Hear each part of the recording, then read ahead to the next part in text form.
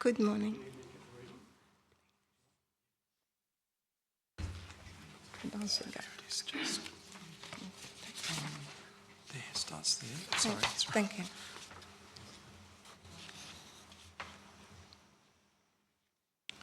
Readings from Luke 4, verses 21 to 30.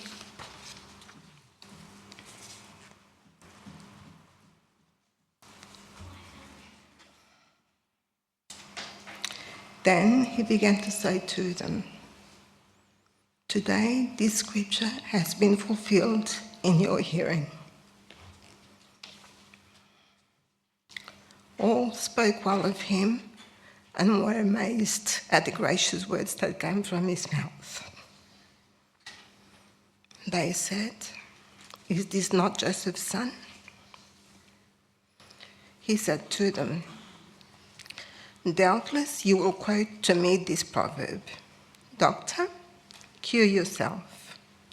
And you will say, 'Do here also in your hometown the things that we have heard you did at Capernaum.' And he said, 'Truly I tell you, no prophet is accepted in his hometown. But the truth is, there were many widows in Israel in the time of Elijah, when the heaven was shut up 3 years and 6 months, and there was a severe famine over all the land. Yet Elijah was sent to none of them, except to a widow at Zarephath in Sidon. There were also many with the skin disease in Israel in the time of the prophet Elisha, and none of them was cleansed except for Naaman the Syrian. When they heard this, all in the synagogue were filled with rage. They got up, drove him out of town, and led him to the brow of the hill on which their town was built, so that they might hurl him off the cliff. But he passed through the midst of them and went on his way. Now from Corinthians 13, verses 1 to 13. If I speak in the tongues of humans and of angels, but do not have love, I am a noisy gong on a clanging cymbal. And if I have a prophetic powers and understand all mysteries and all knowledge, and if I have all faith so as to remove mountains, but do not have love, I am nothing. If I give away all of my possessions, and if I hand over my body so that I may boast, but do not have love, I gain nothing. Love is patient. Love is kind. Love is not envious or boastful or arrogant or rude. It does not insist on its own way. It is not irritable. It keeps no record of wrongs. It does not rejoice in wrongdoing, but rejoices in the truth. It bears all things, believes all things, hopes all things, endures all things. Love never ends. But as for prophecies, they will come to an end. As for tongues, they will cease. As for knowledge, it will come to an end. For we know only in part, and we prophesy only in part. But when the complete comes, the partial will come to an end. When I was a child, I spoke like a child. I thought like a child. I reasoned like a child. When I became an adult, I put an end to childish ways. For now we see only a reflection as in a mirror, but then we will see face to face. Now I know only in part, then I will know fully, even as I have been fully known. And our faith, hope, and love remain. These three, and the greatest of these is love. Lord, may we have eyes to see, ears to hear, and hearts that seek to follow.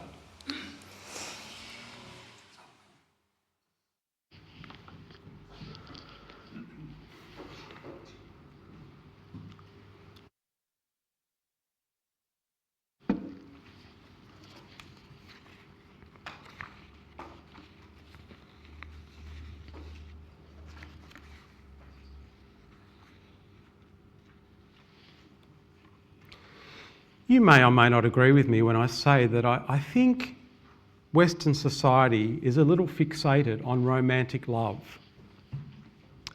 of the feels. It's often seen as the highest order of love. Every other expression of love falls into place behind whether or not you've got the feels for somebody else. It's the chief identifier, it's the determination as to whether love is there or not, or can be grown, is whether you've got the feels for somebody. Like there are so many shows on TV, you will know. Love on the Spectrum is my favourite, but there's a whole bunch of others that fall into line after that. But this sense that love is all about the attraction, the constant high of being in love or being infatuated. And you might think it's just young people, but it's not.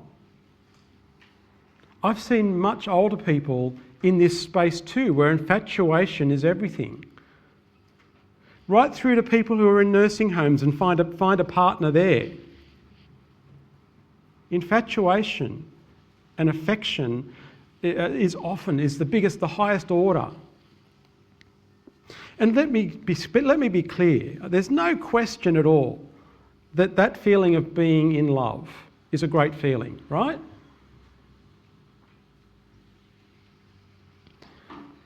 Going a little further, I want to say that I think, generally speaking, the word love is way overused in our society.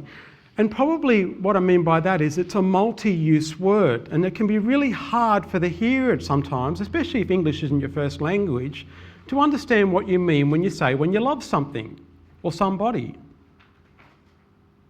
Because love is used to convey an affection, a positive feeling towards, a warmth, a prioritisation, a liking, a hankering, a preference. But it goes way beyond just people. Sure, okay, it's there when you talk about family. Love is there it's a way of expressing what goes on within family is love. It's there when you talk about a partner, hopefully, this sense of love. Now, I know there are kiddies in the room, so I'll spell it out. It's also about sex, right? That's what we call that making love. But it can also mean a pastime. I love lazy Sunday afternoons. I love going to this would be for somebody else than me. I love going to the gym. I love a particular TV show. So when you're using the same word to express an affection for, you can see it would be a bit confusing. I love a particular food. At the moment, I love Greek food. I also still love, I've had to shift to sorbet, not gelato or ice cream. And so, can you hear what I'm saying? One word has a lot of nuance within it, a lot of different meanings within the same use of the word. And in some ways, I think it's made the word a bit like, mush, like soup, where everything gets mixed in together and you don't really know. Like there's no sense of what do you really mean when you say you love? What do we say when we mean we love? Now, in first century Hellenistic society, they didn't have the same problem. The language of the day was Greek.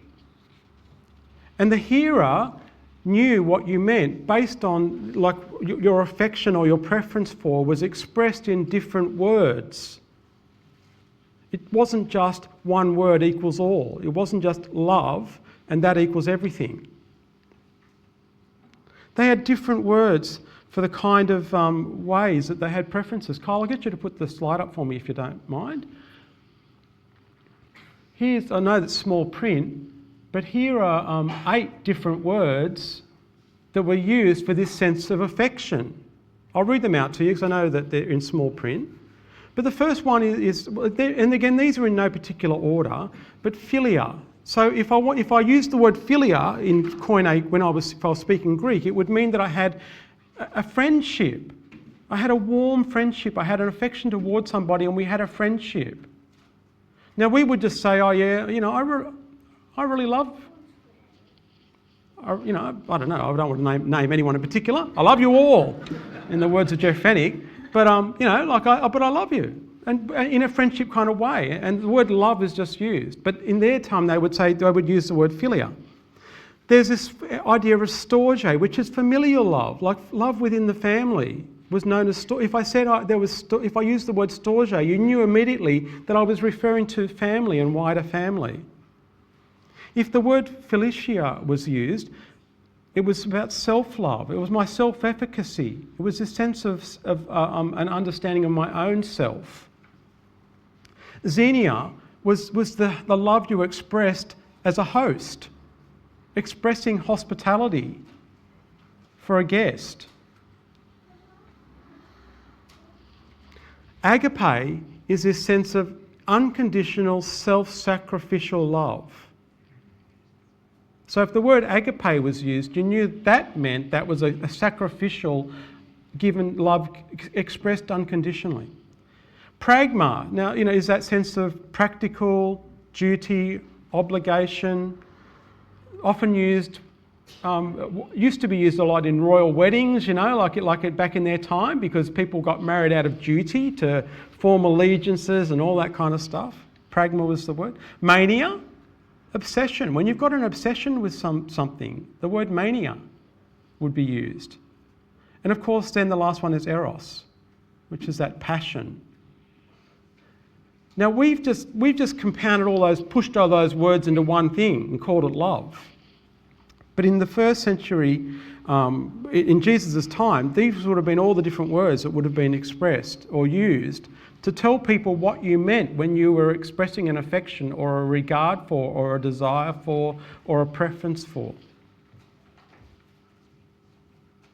You can take that down now, Kyle. I'll leave it up for a sec.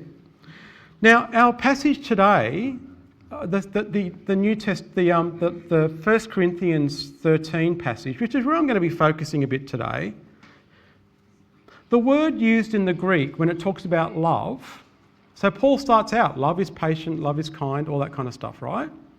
When he gets into his list. The word being used is agape, which you can see there is that I meant to write the words self-sacrificial comes under unconditional.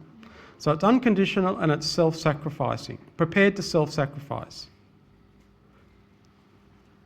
That's the word, agape, that's being used as the word love, that we get translated into love in 1 Corinthians 13. Now this reading is often read at weddings.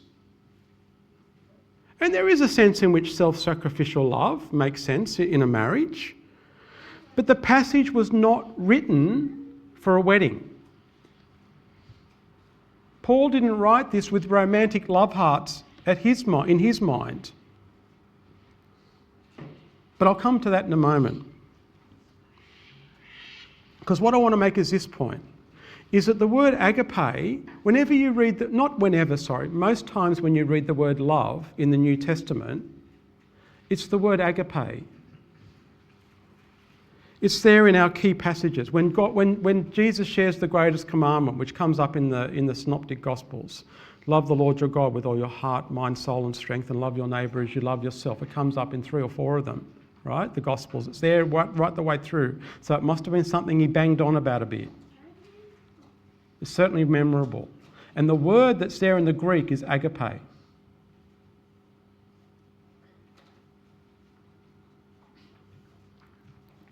It's also the same word that's there in John 3:16.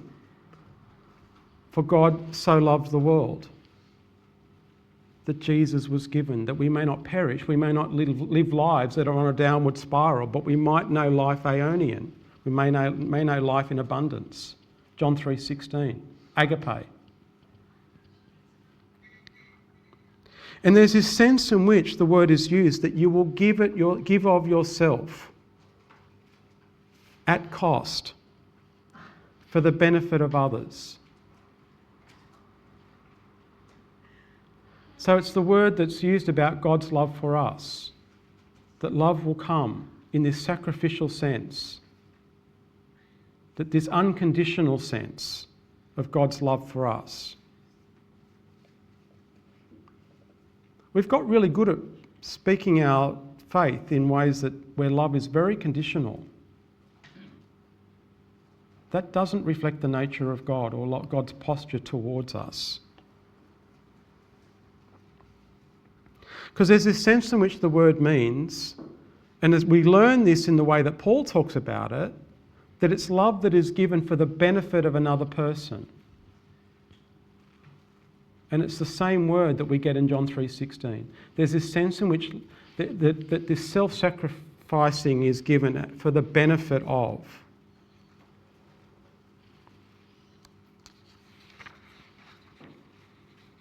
It's this preparedness to give that we've been reading about in Luke chapter 4.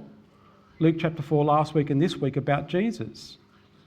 About how he stands in the synagogue of his upbringing, the synagogue he would have attended over and over as a child, especially after he turned 12. After his bar mitzvah, I think that's the right word, isn't it? Yes. And he would have, he stood in his own synagogue and basically said to them, you know what, you guys don't get it, and I'm not really here for you. Because you want me to perform miracles and you have this sense of entitlement. That's what we read about in today's passage in Luke, is Jesus is saying to them, you expect me to perform, you're treating, well, it's at my language, you're treating us like a circus act. Like that I'm here to perform miracles for your pleasure. You want to, you want to be dazzled. And Jesus is saying you're missing the point. And I won't be doing those things here because your attitude's wrong. But prior to that, he'd already just said, as we shared last week, about why he was here.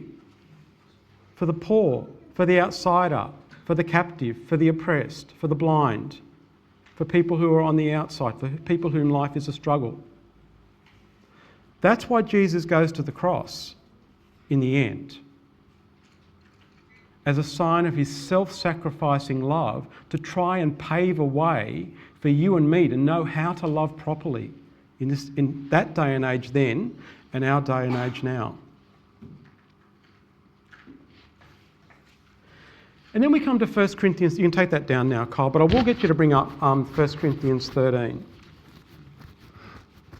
Because in some ways, I don't know about you, but sometimes I talk with people, quite a number of people, and a lot of people will say, I don't really know what love is. I don't know, I'm not sure what this kind of... How do I know God loves me? How do I know how to love others? How do I get the feels about love? 1 Corinthians 13, it's not Paul writing theology. Paul didn't sit down one day and say, you know what, I'm going to write a book that's going to put everything that I understand about God in order. That's what none of Paul's letters are like that. We've drawn the theology out of them and we've put them into the order we want them in. But this is not how Paul wrote. Paul was writing a letter to a community of faith. They're called pastoral letters for a reason. It's a responsive letter. They've written to him with a whole bunch of problems in their community. They were a new community of faith, the church in Corinth. They were formed, but they were still forming. And they had to work through tensions. This doesn't sound like any church that you know at all, ever been part of, ever, does it? They were working through tensions, issues, problems, as to how to order their life, as to how to get on with each other, how to deal with the different personalities, and how those different personalities were being expressed in different gifts. And some people thought that their gifts were more important than the gifts of others. And, some people were trying to lord it over others and trying to pave the way and trying to say, this is the way you understand God. And so they wrote to Paul because Paul was their spiritual guide. Paul had been their pastor. He'd been there, he'd visited, he'd ministered. And they're sitting down as, the leaders of the church are saying, we've got problems, what do we do? And they go, okay, we'll write to Paul. Paul will be able to sort this all out. So they write to Paul. Paul must have done a great job of sorting it all out. He had to write a second letter to the church of Corinth. Anyway, so they write to Paul, and Paul writes back to them. And in the midst of all the discussions about how do you use your gifts, how do you order your life, how do you be a good witness of the love of God in your community, is this little chunk, this little gem about what love actually is. And the word he uses for love is agape.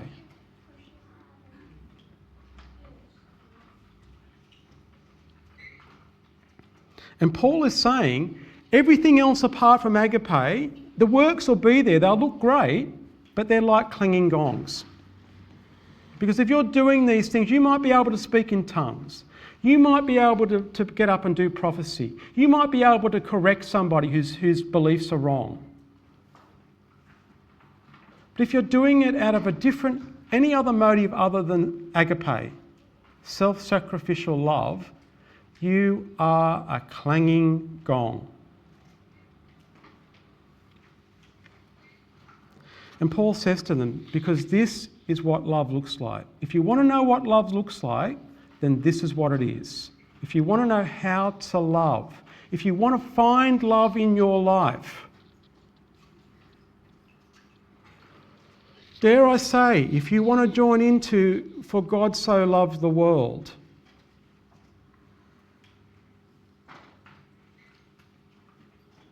learn how to agape.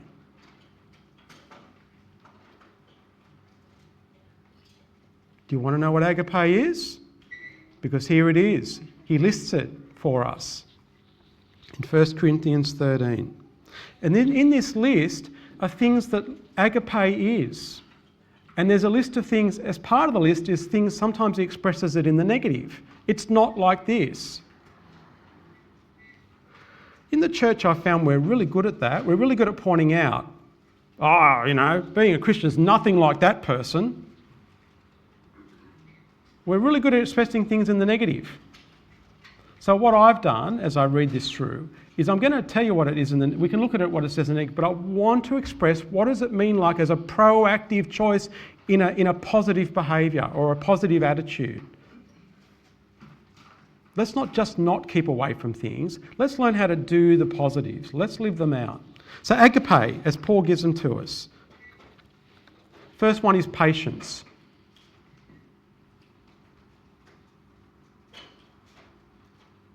Kindness. Who's ever had to be patient as an act of agape, a self-sacrificial, unconditional love? Who's ever had to ever had to live with patience? Nobody?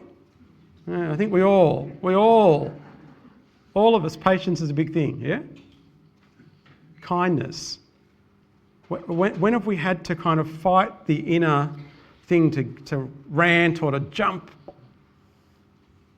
and instead choose kindness, choose agape? Now the next one, as I have it, is to not envy, not be envious. Now, what's the opposite of envy? Because I want to tell you, I want to share with you what I think it means for us. What do we want to take on? I have down generosity.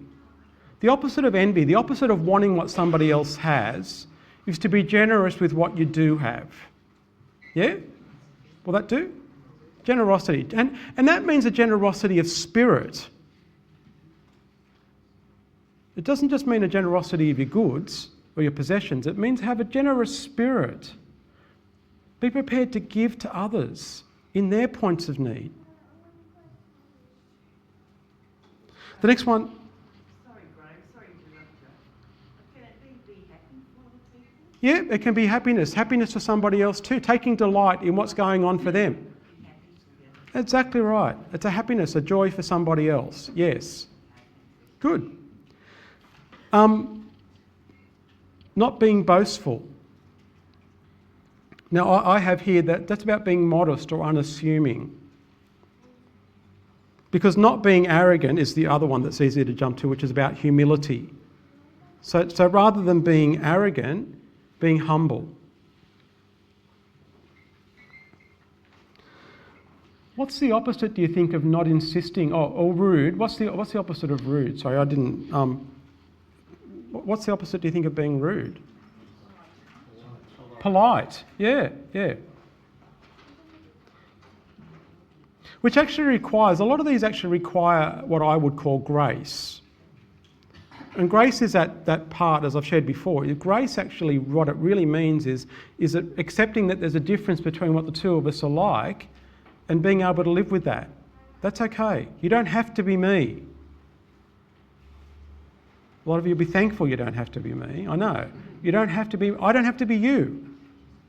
We can find the space in between us that's productive.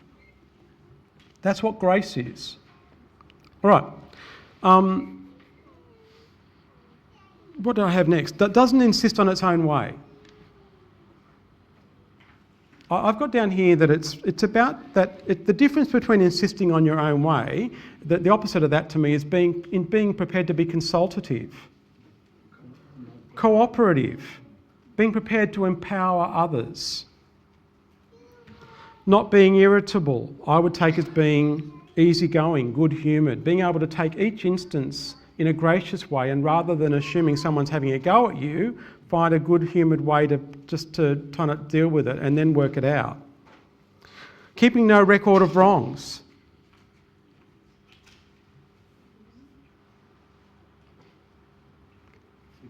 Forgiveness. Bearing all things. Resilience. Believing all things. Trusting. Being hopeful. Being prepared to endure, showing strength to go through the ups and the downs. Now, this is a good list for a married couple, no question.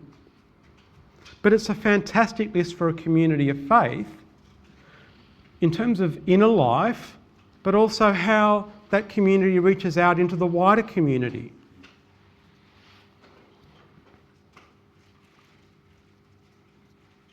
Because what we're sharing when we're prepared to live with agape is the love that God has for us.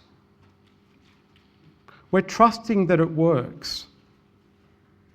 We're trusting that it's the highest order of love. When we order our lives around agape rather than other forms of love, the rest of it falls into place to some extent.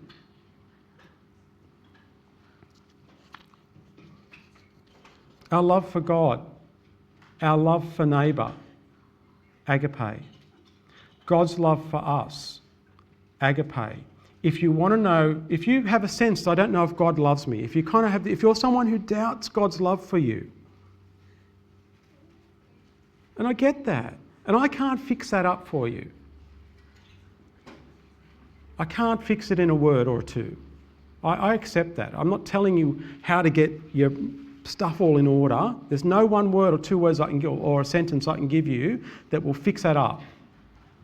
But what I will say is this, is that I know that the pathway to understanding, to expressing, to feeling the love of God for us is to join in with God's sense of self, this unconditional ability to unconditionally love, open ourselves to be unconditionally loved, and being prepared to share that with our neighbours. Somewhere in there we find God's love for us.